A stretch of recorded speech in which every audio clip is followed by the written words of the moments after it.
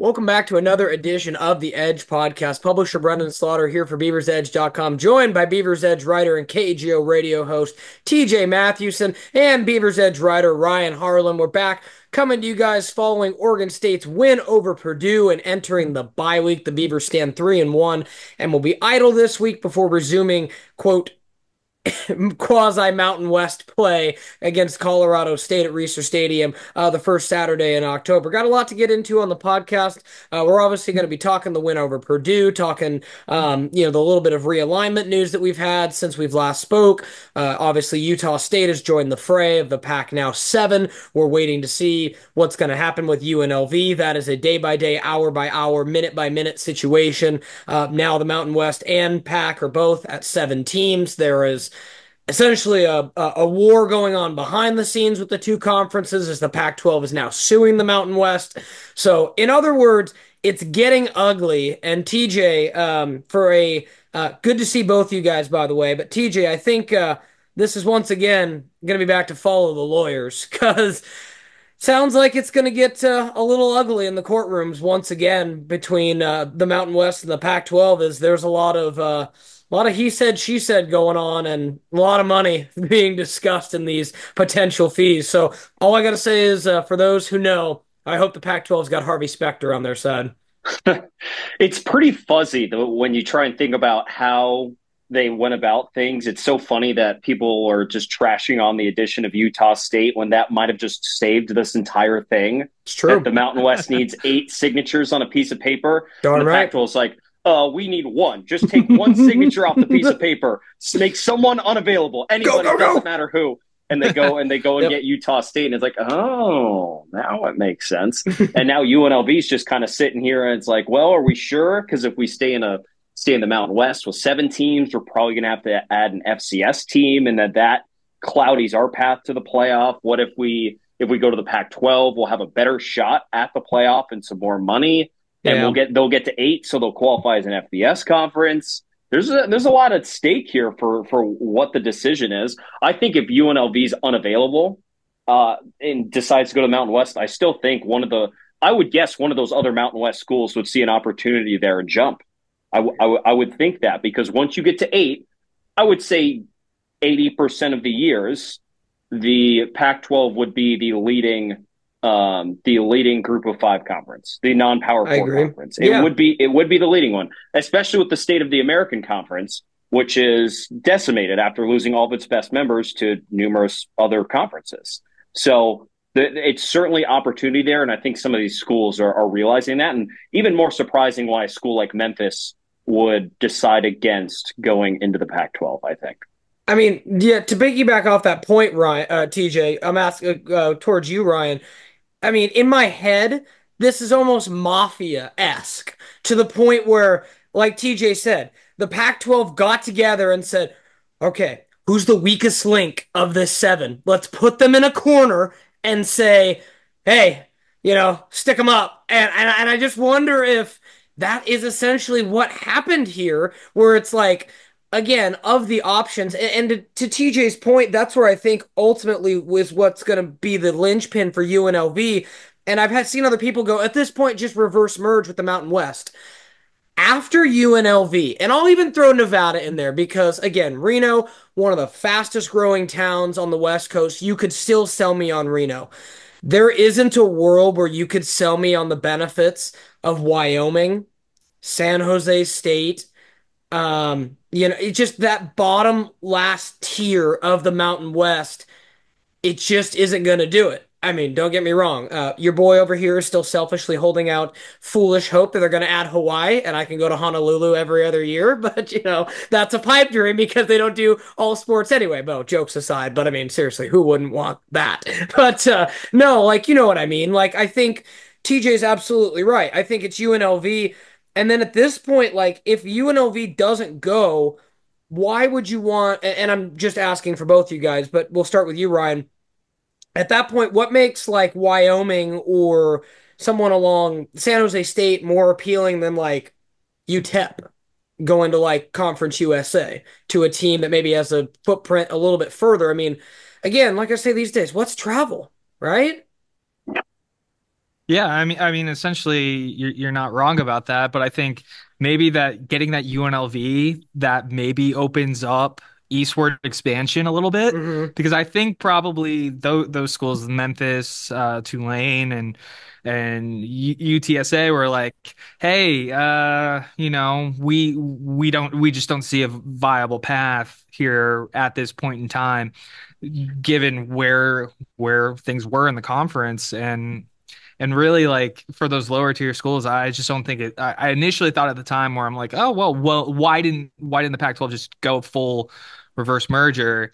But then again, if you look at kind of the state of like those lower tier schools and how fans feel about their athletic program, like for example, UNM is in there, Right. and there's not as much of an excitement around programs like football there. And I think maybe they might be a little bit limited in overall programs that they could bring. But then again, you're talking about a program in UNM that's only had about three winning seasons in the last Been a 10, rough 15 run for the years. Lobos. Rough run for the Yeah, Lobos. yeah. And Yeah. as much as selfishly I would like to add a UNM, I think they mainly because of family I have down there, but like, I think they may be more fit for Conference USA with their rivals in NMSU. So that's it's just I think a very much a move where you grabbing Utah State kind of gives you some leverage a little bit now with of potentially securing UNLV, and gives UNLV an opportunity to be like, hey, wait a minute, do we really want to stay in this conference Yeah. knowing that we're at seven and we may not necessarily be in the most successful place to get to the playoff? And I think really for them it benefits them to jump, but at the end of the day, I'm not the leadership at UNLV. Right. And I just looked something up, and something that I'm very curious to get both your guys' take on. So TJ, obviously the perception is that the Mountain West isn't necessarily, this all comes back to money, right? And that's what I think, as far money and tradition, as far as like what the Pac-12 was looking for with these Mountain West schools. And a quick lookup of this, quite fascinating. So in terms of endowment, which is just pure money that a school has as its resources, would it surprise both of you to know that Wyoming and New Mexico lead the Mountain West in total school endowment, and by a wide margin? You then look further down the list and you go Colorado State, Utah State, 3 and 4, members of the Pac-12. Nevada, Reno comes in five. That's there too. San Diego State, future member of the Pac-12. In terms of the quote money available, it's Boise State that was the lowest in the conference. That was not Air Force. That's then buoyed by Boise State's brand, and then Fresno, which is also not that high. But it goes back to what Ryan said. I just find it interesting that those two schools that don't really have an athletic culture have the most money in the conference. And that's again, go ahead. Yeah, go ahead, Peter. I don't think endowment matters all that much. It's like, what's the biggest endowment in the country right now? It's Probably Harvard. Stanford. Probably Stanford or Harvard. Harvard. I Yeah. think it's Harvard's. Okay. Yeah. And athletics non-existent. Like the athletic for most of these schools, the athletic department is not part of the school. It's a separate entity, Yeah. right? So schools aren't pulling cash out of their endowment to pay for athletics usually, right? Endowment money usually I'm not just gonna. sits there. Yeah, I mean, I'm not. I'm not well versed enough to say like I know the inner workings of it to say for sure. You're probably right, but I always look at it as just raw resources that a school has if they wanted to do anything. Sure. Right. But I would say Yeah, a lot of that yeah. is spent on Sure, academia. sure, sure. And, with that point, I think it's not coincidental that you look at this list. It looks to me like not only was the Pac-12 selective in academia, in, athletics, but also schools that, have some cheddar behind them. So that all being said, how confident are you guys right now that UNLV will pick the Pac-12? Because that's really the linchpin that it comes down to. Because I'm just gonna let's start with you, TJ. But for me, it's like it's very simple. It is UNLV, number one, get to 8, call it good. and you relax for this round of realignment now, and you're satisfied. If not, I think then you try to pivot. And again, if like I said, we're splitting hairs here. I, I, I've heard Air Force still kicked around. There are, and this is funny, there are Pentagon considerations when it talks about what conference Air Force has to do for any of these service academies to change conferences. You have to get Pentagon approval. That is, just something that has to be worked out. And, there is that's just a different process. So that would be interesting. I don't think Air Force really fits in the theme of it, but I guess you could pivot there, or pivot to Reno and Nevada. After that, I think it's like UTEP. Am I missing anybody if UNLV spurns them? TJ, we'll start with you, and then we'll kick it over to Ryan. I don't think UNLV is going to spurn them. It doesn't. I don't know why they would at this point. If they were going to sign with the Mountain West, I think they would have, and they would have stayed, and we Could the wouldn't be Mountain hearing West anything about them. could the Mountain First, West so sweeten the deal? let's run through a couple of things. First of all, where are they going to make more TV money? Pac-12, because in the Mountain West deal, Boise State ballooned most of the Mountain West's True. television money. They made twice as much as every other school in TV money, roughly. Yeah. Right. Like, that's the kind of pull they had in the distribution of the Mountain West. So Boise State is a Pac-12 school. That's number one. Number two, where are you going to have more access to the college football playoff? Is it in this version of the Mountain West without its best schools, or in the Pac-12? It's going to be in the Pac-12, right? More often than not, Pac-12 will be the fifth best conference in college football. There will be some seasons it might change, but more likely than not, there will be enough good schools in that conference to be the fifth highest rated conference champion. That's what you want. And that's what UNLV wants access to. And number three, so we had on our show earlier this week, Adam Hill from the Las Vegas Review-Journal. He says there are a lot of people at UNLV who believe that their end goal is to make it into the Big 12, right? Where they have to make decisions on where are we going to wait for that theoretical offer into the Big 12. If they wanted an out in the contract from the Pac-12, I think they could get it. They're in the position of power right now where they could get an out in whatever deal they sign with the conference. It's like, you want us, you can have us until the Big 12 invites us. Wow. And is the Pac-12 going to say no to that? No, because they need the eighth member, and they need a good brand in there.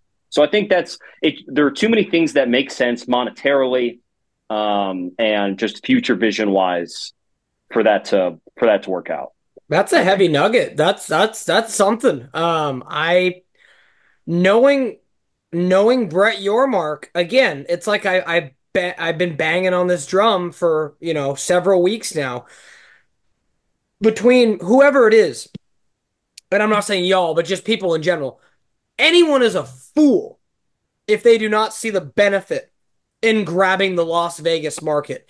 You give it 10 to 15 years, folks, Las Vegas is probably going to be, right now I look on it's going to be in the same conversation as, Los Angeles, the Bay Area, Seattle, as far as a sports market. That is where it's going to be. And again, UNLV, I get it, is going to be probably the fourth best player in town by the time you get the NBA team, the WNBA team that's already there and doing well, the football team, and then obviously the baseball team. Vegas will have it all. And the thing that Vegas has that they can continue to do is space, and a lot of space. They can expand. That population's going to explode, which means TV dollars. Vegas, and again, Brett Yormark, very opportunistic. So TJ, that is fascinating that you were able to find that from that reporter. Like that, I have not heard that.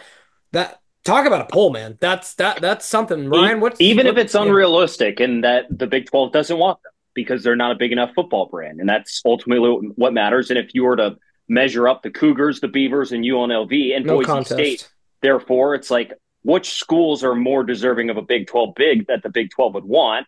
Yeah, it's no contest. Yeah. No contest. Yeah. I mean, UNLV has found recent success, but again, let's not kid ourselves, folks. We all know of UNLV for two reasons. They're in Las Vegas, and Jerry Tarkanian and UNLV basketball throughout, the great runs that they had back in the day. Like, to TJ's point, again, I'm not trying to disrespect any. UNLV has no football culture. It doesn't like. Am I wrong with that, fellas? I mean, is there? I mean, maybe a little, but Hmm. not much. Yeah, typically, like I listed New Mexico, like th there's more of a basketball culture around there than anything else, and For sure. UNM is more known for that Right. compared to football. Same thing too with NMSU as well. Football's had a little more success there in recent memory, but not quite to the level of like, Sure. an Oregon State, a UNLV, Boise State, or Wazoo by any stretch of the means. But answer your question about UNLV, like, yeah, for the reasons that TJ listed, it monetarily just makes sense. Yeah. And exposure and money drive everything and drive realignment too at the same time for all these schools. And it's a dog eat dog world out there. And, the UNLV's got to get their money and get their opportunity. So that being said, why do you think there's been a holdup this last, 24, 48 hours and we've seen, different things, lots of decisions, lots of back and forth. I know that there are some political concerns as far as separating University of Nevada and University of Nevada, Las Vegas, obviously, Board of Regents, all that. But it just kind of surprised me that, like, kind of after it seemed to me that with how long they waited to release the press release for Utah State, they hoped that UNLV would be like right there with them. They could announce them together. That's kind of how I read that release kind of coming. I believe it was the next morning, or no, excuse me, very much later that day. So you think it's just kind of all just slow things that are working behind the scenes, TJ, and that it still is most likely an inevitability? It's probably money where they need the exit fee. Yeah. And Yeah. if from what the Pac-12 is offering the American schools, doesn't sound like they're willing to spend much either. So the So exit fee, it's we're talking 17 million? Was that the yeah, number? it's 17 million, and they're going to court over these poaching fees now. Right. So who knows if they get that money back? Maybe there's more. Well, It's all up in the yeah. air. But I would guess if they had the money and they had the approval from I think it's the education board I read they have to go through, it Yeah. would it would get done. So it is probably a combination of things, but since we got from Adam Hill was that sometime in the next couple of days there will be a decision. We had him on yesterday on Tuesday, so probably by end of week.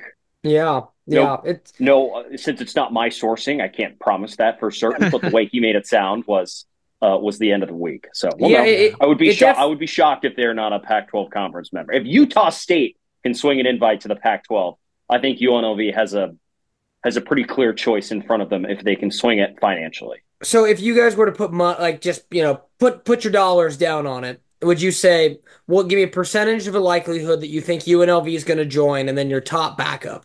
So for me, I would say I think UNLV, if for whatever reason they were spurned, I think they would I think they pivot to like UTEP or Reno. I do. I think that if they were spurned, Mm. that would be. But I'm gonna say 90% because, like TJ said, my biggest worry is if the Mountain West decides to say, okay, UNLV can be our ringleader. Let's use all this money we got from the Pac-12 to make a ridiculously unequitable TV deal in UNLV's favor to make them the new Boise of the conference, which is what I have heard is basically what the Mountain West is floating out But there. they wouldn't even get the networks wouldn't value it as like the same as Boise State. I don't know, It not would. on a per year like the what they were Oh, they mean all. they would just give front them some money. Yes, like what they were talking I about with Air guess. Force and UNLV to keep the eight alive to begin. It's like, hey, we're going to give you an upfront payment of 20 million, and maybe now Right, but it's how fast do they go through that money? And then it's worthless. And right, then you're sitting there with nothing, and you're just sitting in the Mountain West and never going to reach the college football playoff. What would you rather have? Something right. that's a little bit more permanent, or something that is like, oh, we have this short term cash, but um, once you spend it, they're in debt too. Yeah, It's not like these universities turn a profit. need that money for something. Yeah, it's true. It's It true. You it know, just seems like too easy of a versus decision. I'm going to be honest. I'll put the percentage at 90. Ryan. And I would say I couldn't tell you what the backup is, to be honest. Yeah, It's TJ, you're all UNLV or in. bust. Yeah. You're It's all in, UNLV or dude. bust, to be Hey, honest. okay, fine. Yeah. Then at that point, all right. So then UNLV or Hawaii, bro. We're going Yeah, Hawaii. or I know you throw out Hawaii. I mean, yeah, that would be fun. We're going Hawaii, dude. Bring it on, man. The Rainbow Warriors. Aloha, man. We need a little bit of that kind of positive island vibes in this Pacific Northwest world that we live in, man. I'm feeling it. Anyway, jokes aside, again, I realize that is not, for everyone who's sitting there going, no, Brendan, that's not realistic. I totally get it's my little joke. Yeah. So, again, Ryan, over to you, my man. What are you thinking percentage wise? Probably if I had to say like 85% or Yeah. so, like there's enough where like it lines up pretty well, for everything that we've listed makes the most logical sense, but we're at the same time at the end of the day not the ones, on that board to make that decision to begin with. And to be honest, I don't know who's a good solid addition who would be a good backup. I feel like, yeah, I feel the same with TJ. It's like if you can grab that UNLV market, like you're in a good spot. If you can't, you might be screwed. But like I'm not commission, trying but to like mince my words, yeah, no, but no, like I you think you're might be screwed, it's yeah. true. But like, say you are at that point and it's seven, like who, Commissioner TJ, Commissioner Ryan, who do you turn to get to eight? Like if you were on the phone, who is that team you call? Because you have to get to eight. So who is the other, lack of a better term, deal with, instead of taking, the hot girl to prom, you're like, all right, well, you know, I guess. So, I mean, because like you said, if it's you're screwed or you gotta take somebody who's not. That's why I said I think my jokes aside. If I had to at least pick a market, I'd at least try to get that Nevada market, and at least try to get Reno in Yeah, there, so you can at least get some cash. I don't know necessarily, maybe Like maybe Hawaii, San but Jose. If yeah, you want, if you care a lot about market, you could say San Jose State. They don't invest a the yeah, ton Bay, in their yeah, athletics, but you true. can try and sell the market. No, and I'll tell you that. I'll I tell you think that. you would take UNLV over San Jose State, Well, and yeah, that's what I'll but that's the say thing. is my you could jokes try. is my jokes aside, guys. Like I think Hawaii is an anti-market. So I think Hawaii Well, they costs more. care. There's just not enough people. So I said it costs more to get to Hawaii than their TV dollars are probably worth. So it's like, yeah, I'm sure all these Pac-12 teams are like, yeah, it's fun, but a lot of expenses to fly all that fly the equipment truck out to Hawaii, you know what I mean? But no, I agree with you guys. I think that's where they probably would go because if for whatever reason UNLV spurned them, they couldn't sit at seven. That they would have to find somebody, whether that I mean, I'm not saying call Portland State, but you would have to find somebody to get to eight just for the sake of getting to eight. But ultimately, it's going to be very curious to see how that plays out. And like TJ said, it sounds like something could maybe potentially happen this week. So we'll obviously keep you guys apprised and maybe even have a emergency pod or something on deck if something breaks this week. But kind of a couple other things to kind of close out the pod. I'm curious to kind of get your guys' thoughts. Just overall on the bye week and how the Beavers are as we kind of transition back to the football field. 3-1, and if going into the season, I think all of us would have pretty easily projected that, like, to quote TJ, who is, I love this about you, TJ, but you said it for about a year or two now. They win the games they win, they lose the games they lose, and it's like that's exactly what's happened so far. They've won the games they were supposed to win. They lost the game they were not expected to win. So, from that perspective, they've met expectations. The bottom hasn't fallen out, which I think is important because while I didn't think it would happen, there were, you know, there were the pessimistic fans out there who are like, first time coach, first time coordinator. What if everything goes wrong? What if they, drop a game to San Diego State, drop, and we're sitting with a win only over Idaho? So, in that respect, you've taken care of business. And I think that's what's important to keep at stake because this is far from a perfect football team. we published some awesome PFF scores at beaversedge.com today that break down where the Beavers rank nationally with everything. They have some concerns. Run defense really bad right now. And that's something that could be very easily buoyed by two ugly performances against Oregon and Purdue, but nevertheless could be indicative of something more as well. Again, lots of great info in that story at Beaver's Edge, so definitely make sure to check that out. But just, I'm curious what your guys' biggest takeaways were. I mean, just from the first parts of the season, I mean, I've got a few myself, but just as far as what I've seen now, kind of diving into kind of the advanced numbers, they are kind of who I thought they would be, other than the run defense has struggled more than I thought it would be, and special teams is a liability right now. So takeaway number one is I do think we were in unison on some concerns with the front seven this year, how they would match up against some We were, bigger teams. We've seen them play the two Big Ten teams and have clear concerns, Yep. whether it be pressuring the quarterback or defending the run. And in those two games, there have been clear and obvious flaws, which could get a little bit better in Mountain West play depending on who they play. But when they play the Cougs, when they play the Boise State Broncos, it's going to be, barring serious change, it's going to be a big issue and could be a big hindrance in them winning those games down the stretch. Offensively, we still need to see more Darius Clemens. We got that tiny taste of what he could bring to that offense on that one drive before the half against Purdue. And we've seen good enough quarterback play. Is the quarterback play going to get them into the college football playoff? No, it's not. But has it been complimentary? It has been. And I think that's what they wanted these quarterbacks to be this season. Now, the one thing I'm disappointed about is why wasn't Jabari Johnson playing in that game against Purdue? It's the coaches decided that they wanted to get him playing time the first 3 weeks and made it insistent he needs to get reps. Why did they change their mind? Does he not need the reps? It's a good question. Yeah. I don't know. That is, I think it's to the Beavers' benefit for him to play because he's the most talented guy in that room. You don't want him to transfer. You want to keep him happy. Ryan, what do you think? What are some of your big takeaways? Because TJ, everything you said, spot on. I couldn't agree more. I think if you were to ask me straight up, including myself, there was a ton of outward criticism of Jabari Johnson getting that drive against Oregon.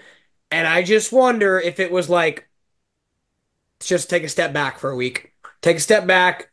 It's Purdue. Once you let the fans dictate your personnel decisions, you've lost. I'm not saying I hope that wasn't the reason. I don't say dictate, but I just think that there were maybe the coaches were like, why did we put him in at this moment? Was that not a fair thought, Ryan? They wanted to get him experience. Yeah, I mean, the whole point was to get him experience from the beginning. That's what Bray said after that first week. And at least for against Oregon, sure, that wasn't the best move by far. I mean, it reminded me of Washington putting in Childs in last year, that game. But like, I don't know. I really don't have a solid answer either. No idea. I think you need to be consistent. I think it needs to just stay the same. If he's going to get experience, sometimes you mess up when you get experience. No, I agree. It's all about learning. That's a life lesson, TJ. If out of the bye they give him a series on the third drive, it's like, oh, was he not feeling well? What? Right. Why did that change against Purdue? Yeah, I mean, being in that post-game press conference, I'll be honest with you guys, there were a lot of questions, a lot of, much positive, uppity up. To be honest, nobody asked, and that would be myself. Yeah, that would be myself included. I had some other questions I needed to ask Trent Bray, and that one I kind of expected someone up, but nobody asked, so that could definitely be something this next week. I'm curious once he jumps on the press conference. Very much kind of like what you guys were saying. Big takeaways for me, Giovanni McCoy is getting better each week. I don't think he's ever going to wow you with like crazy passing numbers, but he's efficient. He's smart. The guys respect him. He's got he is clearly the guy as far as like the respect of the locker room. I love that a little option game that they got going on. I think that expands the run game even more. Looking at like highest, graded players, like guys like Gerard, Christian Lichtenhand, Van Wells have been great additions on that line. I think that's why you've seen the run game be so great with Anthony Hankerson, Jam Griffin. To TJ's point, need to see more of the receivers. Um, Bryce Caulfield, I think, is the only tight end capable of catching a pass on this team. It's kind of puzzling to me that Jermaine Terry is just a non-factor in the passing game, and Caulfield has almost essentially passed him. And that's not a knock on. I think that's an impressiveness on Caulfield, because he's kind of come out of left field to kind of be the guy who's in there more on passing plays. So that's kind of a development. Defensively, same things that TJ was saying. Front seven concerns, but we knew this. You're breaking in seven new starters, and you just didn't have the same size. Guys like James Rawls, Tavis Shippen, Sione Lolo, they had great size. Some of these guys they have now, they will get there in a couple years, but Samisi Saluni's not one of the biggest guys. He's more of an end who's kind of being asked to play more interior. That will get better. I think Isaiah Chisholm, Melvin Jordan, guys like that. Pass rush will get better with guys like Olu, getting back and getting healthy. And then arguably, per the numbers, maybe the best part of this team, other than the run game, has been the secondary. The secondary advanced stats have been solid. Beavers have been a pretty good team back there. The experience shows it. Teams haven't really thrown the ball super well against them. So we'll see what happens when they play a more up-tempo team. But I've been pleased with the secondary as well. So that's kind of my thoughts. We got just a couple minutes left. I'll let you kind of close out with some of your thoughts, Ryan. I think like you guys both nailed it on defense. It's, those things will take time. Those concerns that we've had will take time over the course of the season. They'll get better. Offense, really the only thing I want to see out of McCoy now, cut him loose. Gundy, Yeah. cut him loose. Like he doesn't need to be wowing anybody passing numbers wise, but you know, get the receivers more involved, get the tight ends more involved. Like let him, have a little freedom a little bit. And that's something where maybe that comes with time, but that's really something that's my own criticism. It's like, hey, you have a guy like Darius Clemens back for a reason and get him every opportunity to make plays. And that's something where I think, they're gonna need to do that to keep up with probably Wazoo and Boise State. But Yeah. it's that's my biggest thing I need to see out of McCoy now is just being able to at least win with his arm in games. And sure, lean on your strengths, lean on what you do offensively, but there might be those games where you have to probably go away from the run game and play a little bit from behind a little bit. But that's just something where we won't know until this team gets back out on the field against Colorado State. And then, yeah, special teams is a bit of a concern right now. I did see that Jackson Robertson, backup long snapper, did get in against Purdue. So we'll see if that, kind of alleviates itself. But other than that, that's all I got. Yeah, So no, it's definitely going to be interesting for sure. And again, appreciate everyone tuning into this edition of the Edge podcast. We'll obviously be back next week, kind of previewing Oregon State's matchup against Colorado State as the Beavers are idle this week. Big shout out to T.J. Mathewson and Ryan Harlan on this edition of the Edge podcast. We'll catch you guys next week.